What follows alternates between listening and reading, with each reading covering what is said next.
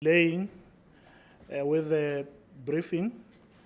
Uh, um, so we are ready to start. This is a briefing on the Presidential Youth Employment Intervention. The briefing will be led by the Deputy Minister in the Presidency, Deputy Minister Kenny Morolong. And then we'll allow the Deputy Minister to make opening remarks, after which the team will lead with a presentation on the achievements of Q1 of 23-24, achievements on the PYE. Thank you, Deputy Minister. No, they will come.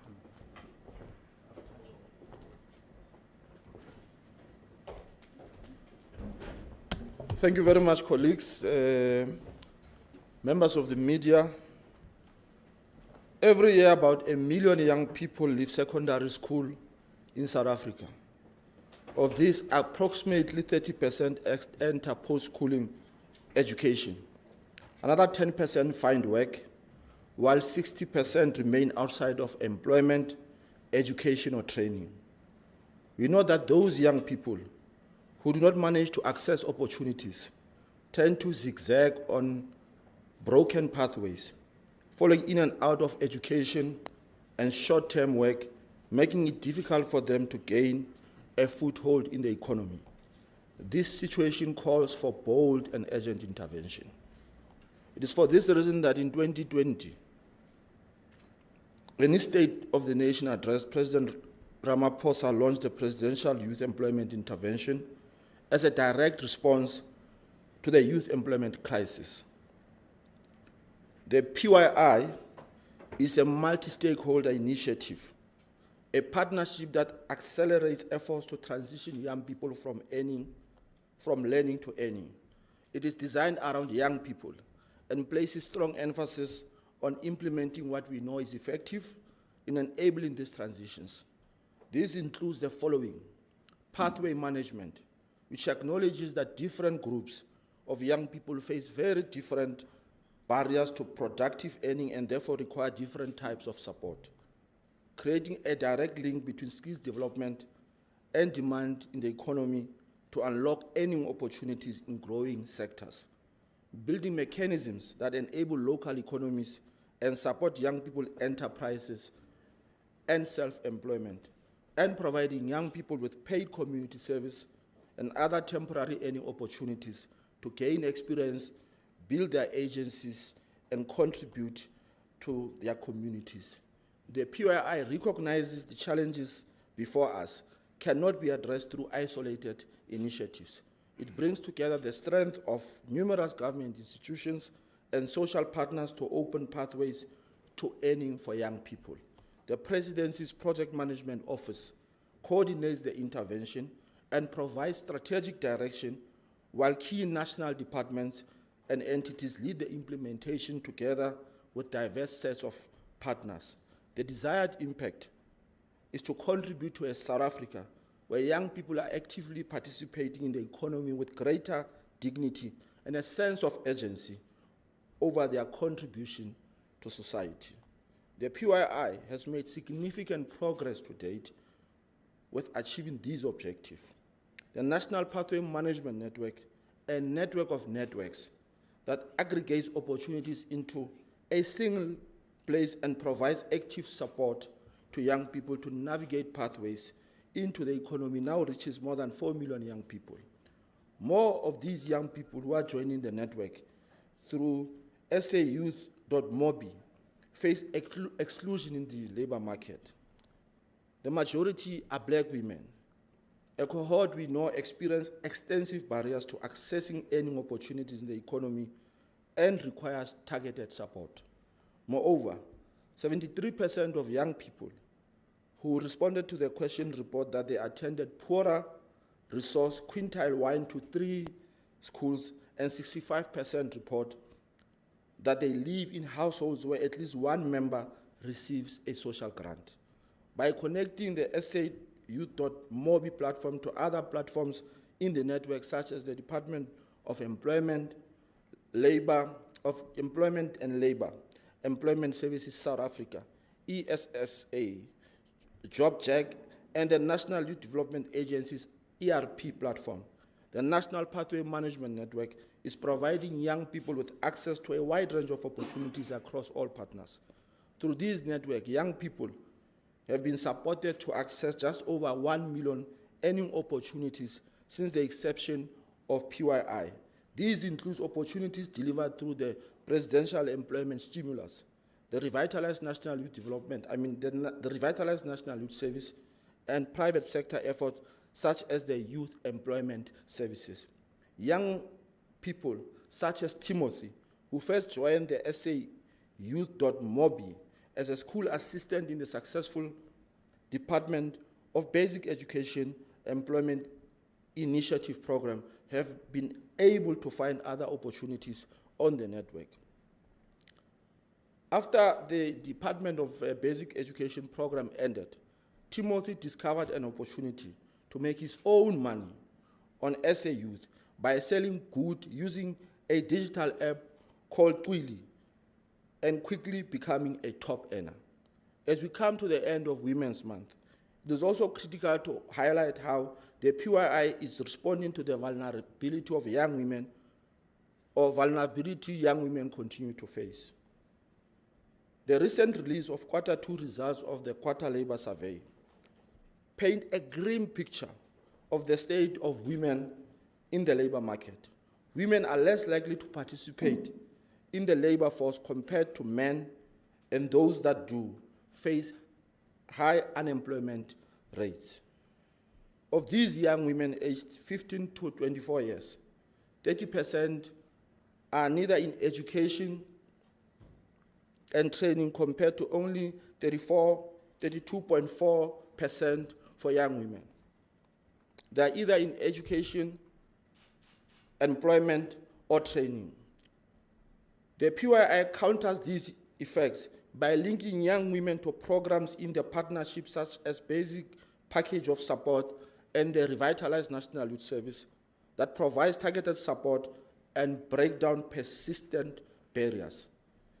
The Basic Package of Support reaches out to young people who are not in employment, in education, or training, and offers face-to-face coaching to help them solve for the multiple challenges that are keeping them trapped in the NEET status. We know that young people are especially vulnerable to these, and they are more likely to live in income-poor households and to carry a heavier burden of care in their households.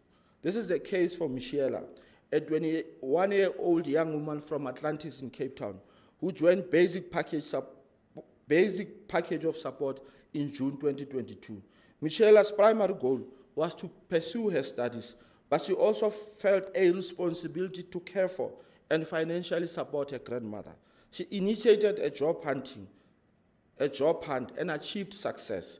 After securing employment, her Basic Package of Support coach encouraged her to pursue broader ambitions for higher education. Michela applied for a foundation phase teaching course and was unfortunately not accepted. She persevered, having developed a plan B with her coach, and is now pursuing her studies in human resource management. As these results highlight, a substantial amount of energy has gone into bringing young people into the National Pathway Management Network, where they are supported to access learning to earning opportunities. With these foundations in place, the PYI is now placing a greater emphasis on transitions into sustainable earning opportunities. These involve both unlocking demand in priority growth sectors, as well as developing effective mechanisms to track young people's movements through the labor market. In addition, we are focusing our attention on two critical priorities for the remainder of the year to ensure sustainability of the PYI. Our first priority is to secure funding for the PYI over the medium term. Our second priority is to review and enhance the institutional arrangements to continue to embed this intervention in government and enable effective partnership with the non-state sector. This whole of society approach to delivery is central to the PYI partnership, and it is working. It must be prioritized for funding to scale up its effort and ensure its continuity over the medium to long term. The results and stories from young people demonstrate that by creating pathways to the opportunities, the PYI is restoring young people's hope and dignity. I thank you.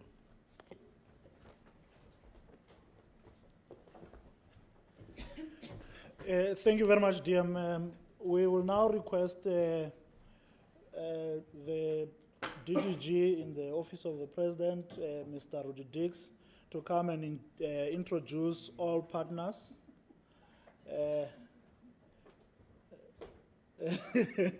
And introduce all partners to the media and everybody else. Rudy? You promoted me. You promoted me. Thank you, Happy. Thank you, Deputy Minister Morolong, for those important opening remarks. Just as a matter of emphasis, colleagues, the Presidential Youth Employment Intervention, when it started, its main focus, of course, has been to ensure that we get as many young people as possible into earning opportunities. And we have done that through a combination of various interventions, as the Deputy Minister has outlined. But one of the most important characteristics of the Presidential Youth Employment Intervention has been its cornerstone, which is a collaborative effort.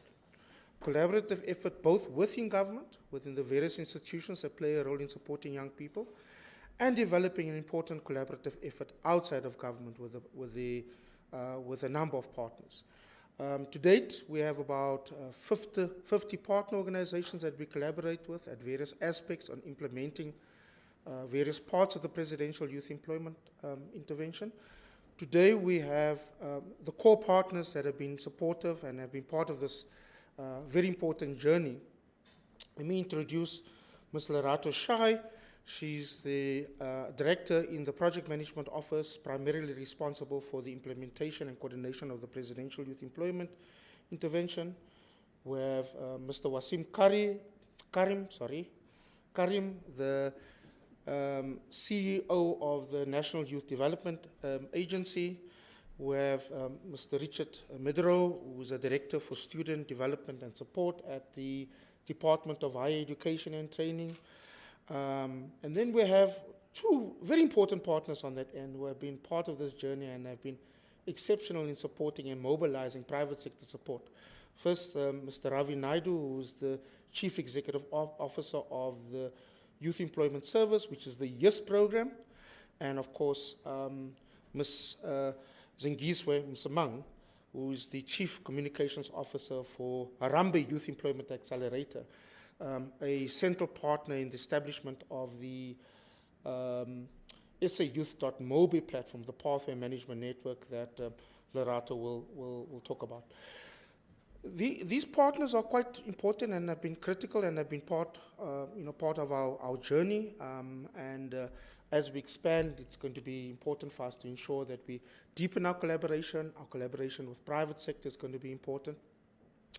Lerato will just take us through some of the more important achievements that we've had, and then we will then allow for questions, and the team and the panel over here will be able to answer some of those responses. So I want to hand over you to Lerato to be able to take us through the presentation. Thank you.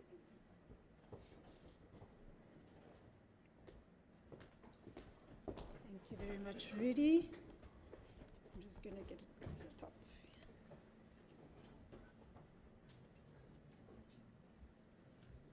All right.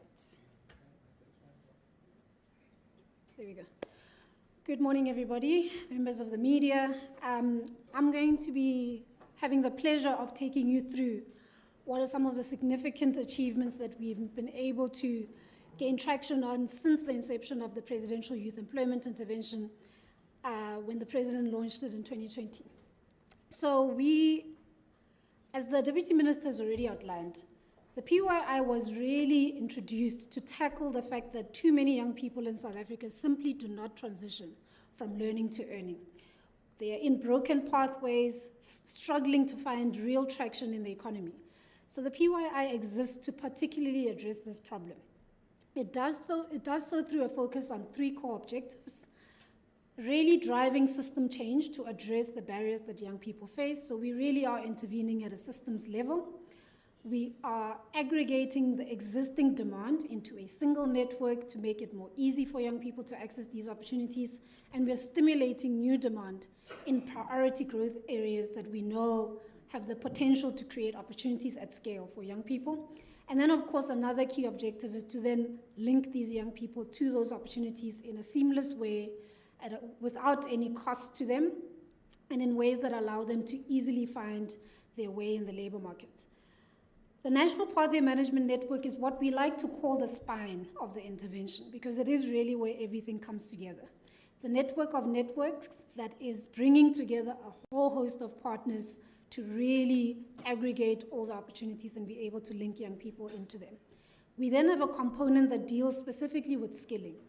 And the approach we've taken there is to be demand-led, which is that the skilling actually follows the demand in the labor market. So we stop training for training's sake, but we train in ways that actually unlock the opportunities that we know can be unlocked in this economy.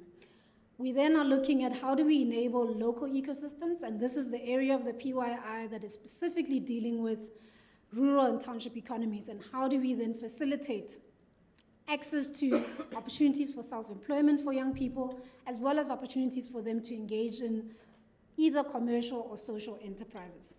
Last but certainly not least, a key component is then the National Youth Service. Youth service is not a new intervention in the country, but the PYI has really sought to revitalize and play around and test or experiment with a new model that allows us to transition young people more effectively. Rudy's already spoken quite extensively to the fact that we've really taken a strong partnership approach to delivery. We in the presidency are not an implementing department, so our role has really been to be custodian, to drive the strategic direction, to really crowd in support from the private sector, from development partners, from civil society. So we play that role in the Presidential Youth Employment Intervention. The implementation itself sits with the lead implementing departments, as well as entities of government that hold the mandates for those different components. I'm not going to go through these in detail, but just to state that the Department of Employment and Labor is crucial, and they lead the National Pathway Management Network. The Department of Higher Education and Training is, of course, the natural lead to lead on the skilling component. We have the Department of Trade, Industry and Competition together with the IDC that are working on the local ecosystem enabling work. And then we have the National Youth Development Agency, which is a core partner that leads on the work on the revitalized National Youth Service. And across all of these, we've set up coordinating mechanisms that are bringing in non-government partners to help us drive our objective. And what are those objectives? So we have set ourselves targets over the 5 years since the president launched the PYI, and they really are all aiming towards one desired impact, which is to contribute to a South Africa where young people are actively participating in the economy with a greater sense of dignity and agency over their contribution to society. We really want young people to feel like active members of the society with a clear sense of what their role is and what they have to give and contribute. We track 3 core indicators to this effect. The first is we are targeting that within the 5 years we'll have 5 million young people participating in the National Pathway Management Network. And to date, as at June 2023, we currently have over 4.1 million young people who are in the network, so we're tracking quite well against that particular objective. We are then targeting to have supported young people to access 1.5 million earning opportunities that are temporary as a way to start getting them on a pathway to earning. And on that particular indicator, we, as Deputy Minister has already indicated, we are currently sitting just over 1 million. And then last but not least, which is really at the heart of the matter, is to ensure that 500 young people are transitioned into sustainable earning opportunities. We've spent the first 2 years of this intervention really building a solid foundation, making sure we're getting young people into the network, starting to provide them with targeted support, and more importantly, starting to link them to those temporary earning opportunities. And we are now pivoting our focus, and we've kicked off a set of evaluations as well as tracer studies to start getting a sense of which of these activities are actually starting to unlock these transitions into sustainable earning. So this is where we are at to date in terms of these 3 core indicators. I'm now going to just take you through how we are tracking in this current financial year. We've just concluded the first quarter, and we have some new indicators in terms of how we've done in this particular first quarter, with just over 47,000 young people having registered, adding to that 4.1 million on the National Pathway Management Network on SA Youth. We had on average 705 what we call opportunity holders, which includes all organizations that have opportunities for young people. So it includes both employers, but as well as those organizations that are providing support, that did actually provide opportunities into the network. And in the first quarter of 2023-24, we had 135,000 odd opportunities that were accessed by young people through the National Pathway Management Network. Of these 72% of these were accessed by young women. And then under workplace experience, which is part of our demand-led skilling opportunities, we had just over 12,000 opportunities that were accessed by young people through both the private sector-led youth employment service, as well as the Department of Higher Education and Training, specifically looking at the TVET colleges. We also provided opportunities to young people to get support both on an enterprise financial support level as well as non-financial enterprise support, and that sits as well at just over 12,000. And we are coming to the end now of the first cohort of the National Youth Service, and about 334 young people have added to the over 47,000 that have accessed opportunities in this case. As the Deputy Minister has already indicated, we are coming to the end of Women's Month. We just came out of Youth Month recently, and we felt it important to then spotlight how we are supporting young people, young women specifically, in the Presidential Youth Employment Intervention. And we've taken some stories from all of the partners that are with us today to demonstrate how this is playing out in reality. What we're learning through SA Youth is that young women continue to face specific barriers, even as progress is being made in this regard. In particular, what we now know has been a big shift in our labor market, is that more young women are actually getting educated than young men. We're seeing more young women that are educated, they are tenacious, but they're still facing substantial barriers once they enter into the labor market, with many of them being far less employed, and where they are, earning far less than what men earn in the same jobs. We also know that there is now high growth in what is called gig work, with tech-enabled jobs starting to unlock some barriers. But what we are finding is that while there is flexibility, not all of it is yet translating in meaningful ways for young women. And lastly, what we do see is that if there is intentional design in the programs to really tackle the barriers that are persistently affecting young women, especially in male-dominated sectors, women take these up. They take up these opportunities and they run with them and they create new pathways for themselves. So what we really are seeing is that to tip the scale towards more equity, we need a systemic shift. So it's not about jobs for girls, but employment systems that actually work for women. So what have we seen in terms of interventions that work? The first is to really target excluded young women. And SA Youth is thriving in this particular respect. And we are seeing that the majority of young women who are joining, of young people who are joining the network are young women, with over 70, just close to 70% of them actually securing earning opportunities on the network. We do also know that many of these young women are coming from the poorest households. They are coming from households where at least one person is earning a grant. And so the targeting is being effective in starting to turn the tide on the statistics that are currently prevalent in the labor market. When we turn to the work of the Youth Employment Service, which is a private sector-led initiative and one of the founding partners that have been with us since the start of the Presidential Youth Employment Intervention, is that they are supporting just over 58% of young women. And since its inception, they've managed to really start to generate the kind of demand and access to opportunities we are wanting to see in the private sector, with 42% of their alumni employed in permanent or contract roles. So yes, really is starting to shift the trajectory and it's starting to create pathways to earning for young women. And there are two stories that we wanted to just share that really demonstrate this. Khomutsu Seku, who is a young woman coming from a rural village who lived in a 2-roomed house that was shared with over 13 people living just off of 2 people's income, was able to overcome adversity and after passing her matric and gaining a degree, was able to secure a YES opportunity that unlocked a trainee role at Nedbank, where she was able to excel and today is currently working there as a business intelligence data analyst.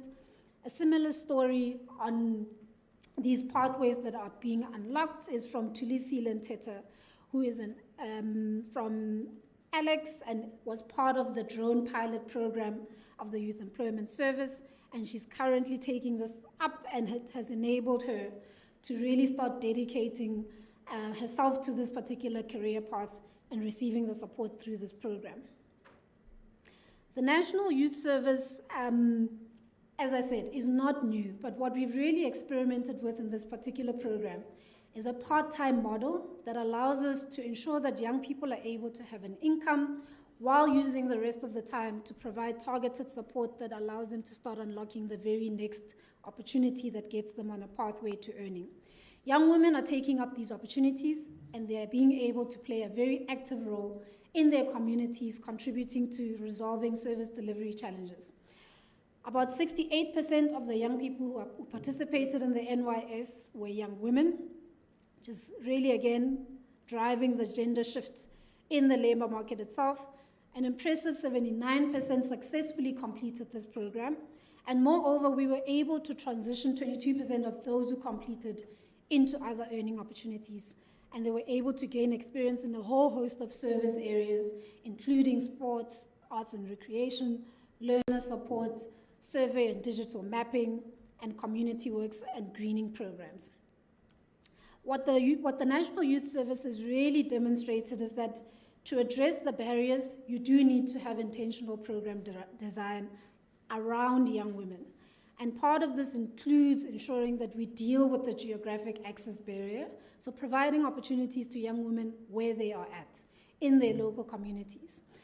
Being able to build in a social cohesion element, the participation in the program fosters connection. It allows young people to build ties and have a sense of collective responsibility over the problems that are happening in their communities. It builds confidence while also ensuring that they're earning an income, which itself comes with various benefits, including the ability to support their families. We've really taken a youth helping to solve youth problems approach in the National Youth Service. So a lot of the engagement in each of these different service areas actually involves young people who are participating in service, helping young people who are living in those communities. And while they're in service, we ensure that they have access to skilling programs that itself is targeted at linking that to demand, as well as giving them an opportunity to engage in forms of enterprise skilling that unlocks an ability to then transition into their own enterprise at the end of the service period. Last but certainly not least is the work around the placement of young people from TVET colleges into opportunities to partake in workplace experience. There's an element of this that is crucial for many of these learners to be able to obtain their qualifications, which is why the President really made it a priority and announced in his State of Nation address last year that the DHET will be targeting 10,000 young people for placement. They were able to achieve this and exceed this target, placing just over 10,500 young people in opportunities to be in workplace experience, gain the skills, gain insight into the world of work, for many of them for the very first time, and for many of them for the very first time earning an income. And majority of these, again, were young women, because this is really one of our targeted priorities, is to make sure we are closing the gap we're seeing in the labor force. In the first quarter, just under 2,000 have been placed already, against the target of 20,000 in this year that President also announced in his State of Nation address. Just to give you a flavor of which sectors of the economy these young people are being placed, we are seeing placements, of course, within community and social services, hospitality. Many of the young people are going into education, finance, manufacturing, as well as transport. And this is really this overview of all the different stories, and this is just a sliver of the stories that we have in the Presidential Youth Employment Intervention, are really meant to demonstrate how a targeted, focused, and intentional approach around design and linking young people to opportunities that are able to break down barriers that especially young women face is helping us to unlock the earning pathways that we are seeking to build at scale in the youth intervention, in the Presidential Youth Employment Intervention. As we progress, and DM has already spoken to this quite well, so it's really just to re-emphasize these priorities. The first key one is that the funding for the PYI comes to the end at the end of March 2024. So a very core priority for us is to make sure that we are securing the funding over the medium term to ensure that we not only extend and continue this good work, but that we're able to start building the mechanisms to scale it. We are evaluating and enhancing the institutional arrangements to make sure that it's easier for government to quickly partner with those in the rest of the economy that are finding innovative approaches and mechanisms to unlock these opportunities for young people. Last but not least, we are deepening our work in terms of evaluations and grappling with what exactly is working in the host of different things that we're doing and where should we target our focus next. I'll close it up here and invite everyone that is watching to please go onto the State of Nation Address website, where you're able to get more information on the Presidential Youth Employment Intervention and also explore the data on our recently launched new and improved dashboard that gives you a lot more insights into this. Thank you very much. We are happy to take questions.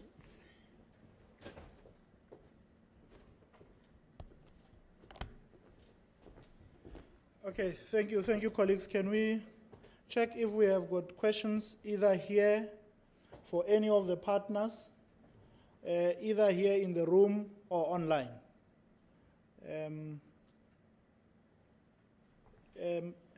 Yes, Vanessa?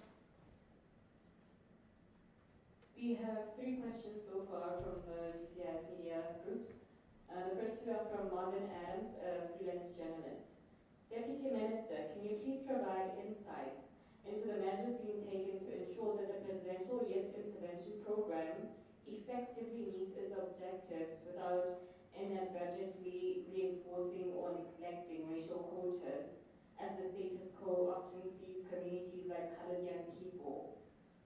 What are the racial demographics of the young people that were placed in the Opportunities Program since the launch of their PYEIE? The last question is from Thando Maeko from Business Day. How much funding does the program require for its continuation in the medium term? Should this funding not be received, does it mean that the program will be suspended? Apart from engaging in the National Treasury, through the budget process for additional funding, has the program tapped into private funding for the funding required? Please explain your answer. Okay, some of the questions are quite technical, and the DM will preface the answers to the questions, and any of the partners that are here would field, will add technical answers to those questions, but the DM will preface the answers to that. Well, thank you very much. As we have said, this PYI is a multi-sectoral initiative. We seek to bring a number of stakeholders. Our responsibility as government is to convert the youth budget into a demographic dividend, and we know that that task cannot be achieved by government alone. We need all stakeholders to be on board. We will require over 5 billion rands over the medium term, which means in 3 years, to have the are fully funded. I don't know, what was the other question? Yes.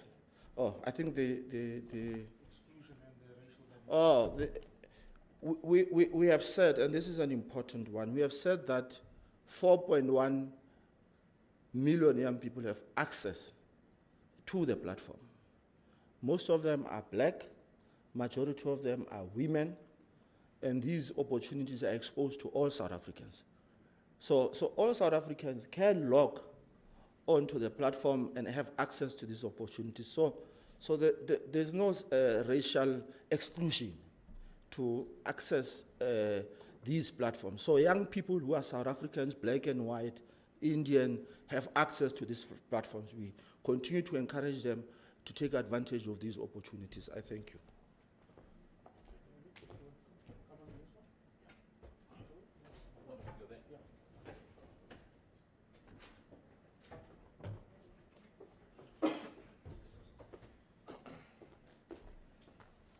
Yeah, thanks so much. I think there was just one question about the Youth Employment Service. Yes, about the demographics in particular, because it's a special program.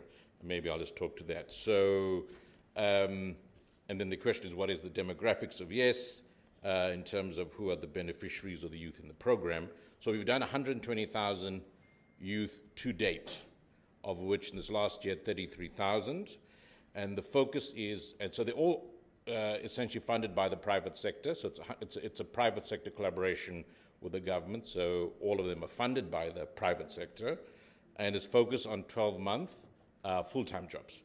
And just to answer the question of the demographics, companies join the program for different reasons. So if you join the program as a company for your BE levels, then the youth who are in the program have to be compliant as per the BE codes. So for that, then the youth, the actual demographics will be as per BE codes. So it'll be black as defined in the BE codes. However, companies can join for ESG reasons. In other words, sustainability report reasons. They're not joining for BE points, in which case the demographics can be pretty much as the company wants. We also find that though where companies join for employment equity reasons, because they want these youth to be in the pipeline for employment equity talent pools, then again, it will have to follow the legislation. So the demographics will be really determined by the program that the company is wanting to support in terms of the laws that would then prescribe to that program. Thanks.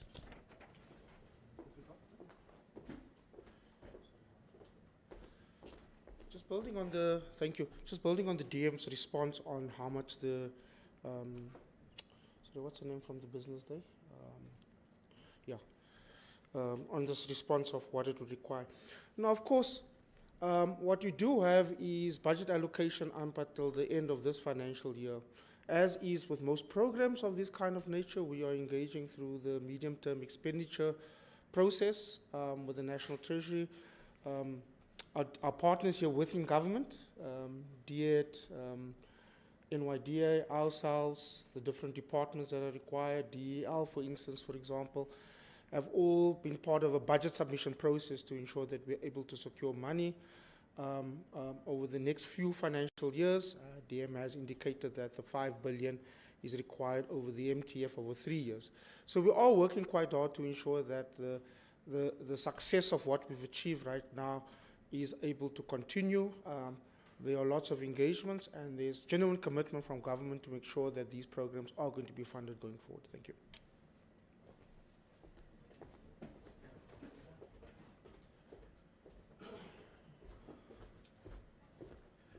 Okay, do we have any, Vanessa or anybody, any follow-up questions? We do not have any other further questions. Thank you. Nothing. If we don't have any other further questions, we will ask the Deputy Minister in the Presidency to make his closing comments to the press briefing. The press is invited to make further follow-up engagements with the partners, with the DM, and that you will link up with us through GCIS. Thank you very much. Well, thank you very much. We really wish to thank members of the media for availing themselves today, especially those who are here physically and those who are on the online platform. We wish to reassure you that we will continue to update you on the performance of the Presidential Youth Employment Initiative. We will continue to keep you. We will also give you an update on the next session, which we will have to have, which will be as interactive as this one. We will also wish to assure you that we are working on a major pronouncement on the Revitalized National Youth Service Program. In due course, we will make pronouncements on how this program is going to be rolled out, the numbers that are going to be affected by the next edition of the Revitalized National Youth Service Program. We really wish to thank you for gracing this important media briefing with your presence. I thank you.